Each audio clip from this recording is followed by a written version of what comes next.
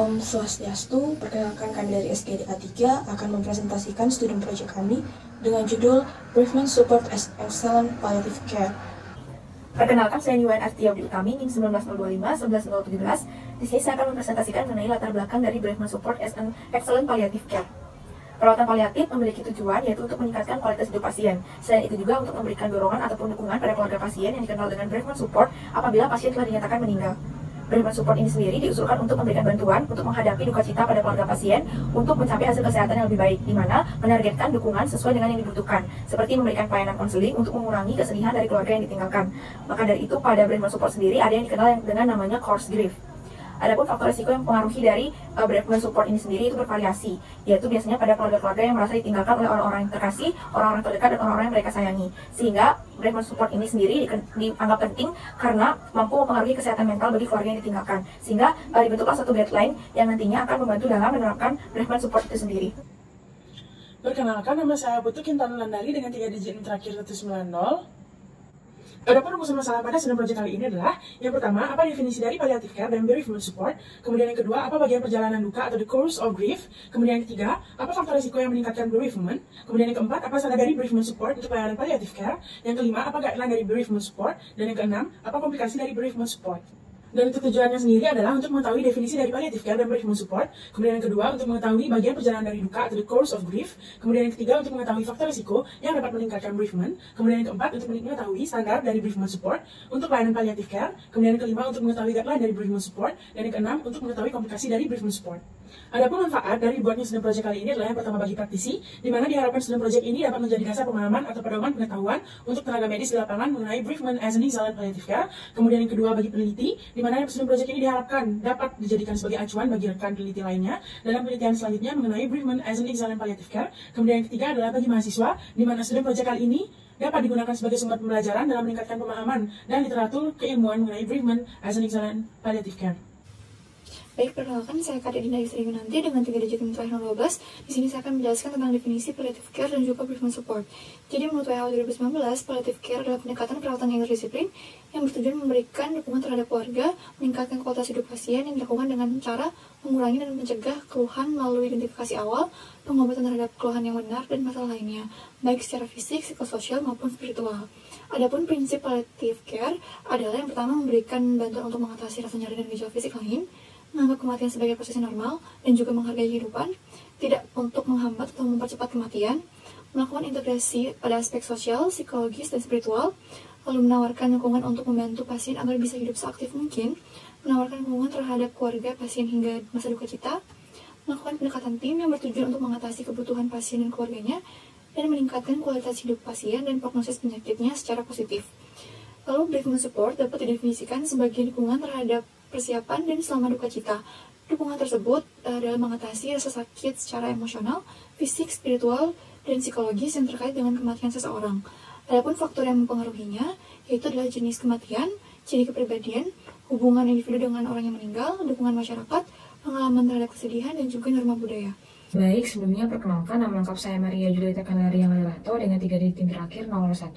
Selanjutnya adalah perjalanan duka atau the course of grief, di mana terdapat 4 tugas yang harus diselesaikan selama prosedur duka, yakni yang pertama menerima kenyataan atas kehilangan, lalu yang kedua mengatasi rasa sakit dan kesedihan, lalu yang ketiga beradaptasi pada lingkungan yang baru, dan yang keempat mencari dan mempertahankan hubungan, di mana masa berkabung akan berakhir ketika seseorang dapat menerima kehidupannya dan dapat menjalani kehidupannya seperti semula, namun tetap tidak melupakan dia yang telah meninggal. Baik, perkenalkan, nama saya Krisanti Valentina Margarita dengan 3 digit yang terakhir 043. Selanjutnya saya akan menjelaskan faktor risiko dari bereavement. Jadi yang pertama pada pengasuh atau caregiver, berupa depresi selama minggu pertama rawat inap, kemudian kecemasan, adanya kesulitan mengakses kenangan yang positif, kemudian penyesuaian perkawinan yang lebih tinggi, tidak bisa menerima kehilangan yang lebih awal, kesehatan fisik yang buruk, kemudian dukungan sosial yang dirasakan buruk, dan adanya konflik keluarga di akhir kehidupan menjadi faktor risiko dari pengasuh atau caregiver. Kemudian faktor risiko dari pasien atau care recipient itu meliputi ketakutan pasien akan kematian, kemudian kualitas kematian yang dirasakan oleh pasien, dan usia yang lebih muda cenderung menjadi faktor risiko yang lebih besar dalam adanya bereavement atau rasa duka pada pasien. Perkenalkan, saya Richard Isan Suteja dengan 3 digit terakhir 116. Faktor risiko lain secara umum berupa kejadian traumatis seperti kematian terhadap pasangan atau anak, orang tua, atau anggota keluarga lainnya yang terjadi secara tiba-tiba, tidak terduga, dan sebelum waktunya. Seperti karena pembunuhan, karena bunuh diri, terutama pada orang-orang yang rentan memiliki gangguan jiwa sebelumnya dan keluarga tidak ada atau tidak ada yang membantu. Secara spesifik meliputi keterikatan ambivalen dengan orang yang sudah meninggal, keterikatan yang saling bergantung atau saling bergantung pada orang yang telah meninggal, keterikatan yang tidak aman dengan orang tua di masa kanak-kanak, terutama ketakutan yang dipelajari dan ketidakberdayaan yang dipelajari. Perkenalkan, nama saya Karnel Citra Delena dengan 3 digit yang terakhir 218. Selanjutnya saya akan membacakan standar yang digunakan sebagai layanan perawatan paliatif pada bereavement support adalah Core Outcome SAT, yaitu menilai dan mengukur bentuk perawatan paliatif pada saat keluarga pasien sedang berkabung dan dukungan yang diberikan untuk keluarga pasien yang merawat pasien sebelum dan sesudah meninggal dengan cara diberikan bentuk perhatian dan pengertian. Hal penting dalam bentuk penilaian perawatan paliatif adalah kualitas hidup dan kesejahteraan mental. Nilai tersebut dapat dikategorikan sebagai bagaimana kondisi berkabung dapat mempengaruhi kehidupan sosial. Perkenalkan, saya Nyoman Ira Santiwidari dengan NIM 3 digit terakhir yaitu 184. Di sini saya akan melanjutkan penjelasan mengenai standar bereavement support untuk layanan perawatan paliatif. Adapun faktor-faktor yang perlu dipertimbangkan ketika menerapkan standar bereavement support dalam perawatan paliatif. Standar pertama yaitu akses, di mana semua pengasuh utama maupun keluarga yang mengalami kedukaan harus dapat mengakses layanan perawatan paliatif. Standar 2 yaitu koordinasi bereavement service. Standar 3 pelatihan dan dukungan. Standar 4, penyaringan dan penilaian, di mana bertujuan untuk mengetahui adanya tekanan psikososial dan spiritual, serta risiko kesedihan lainnya yang merupakan proses berkelanjutan. Standar 5, strategi dukungan bereavement. Standar 6, serah terima klinis dan rujukan ke layanan spesialis. Standar 7, pendidikan masyarakat dan promosi kesehatan. Standar 8, privasi, kerahasiaan, dan persetujuan. Standar 9, integrasi dengan sistem kesehatan dan pendukung.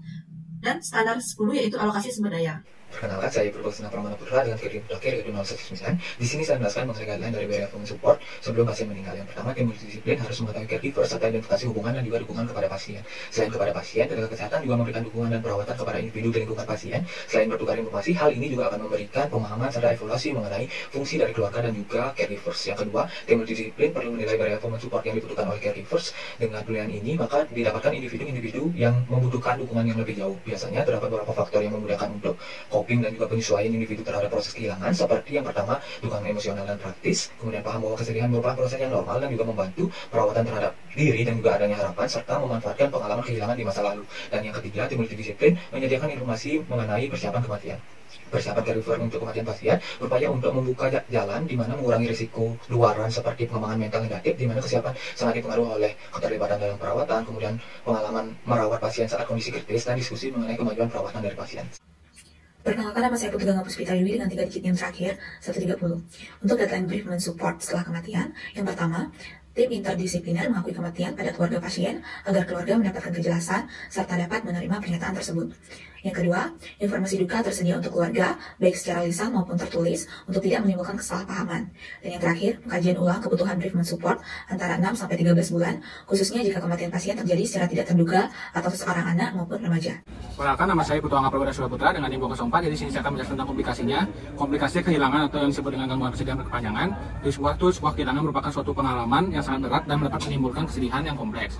Adapun tanda dan gejalanya, yang pertama adalah kesedihan yang mendalam, yang kedua adalah fokus pada hal lain dan kematian orang yang dicintai, ketiga adalah fokus yang tinggi pada hal yang mengingatkan orang yang dicintai atau penghinaan pengingat yang berlebihan, yang keempat adalah kerinduan yang intens, yang kelima adalah masalah dalam menerima kematian, yang keenam adalah mati rasa, yang ketujuh adalah kepahitan tentang kehilangan, yang kedelapan merasa hidup tidak memiliki arti atau tujuan, yang ke-9 adalah kurangnya kepercayaan pada orang lain.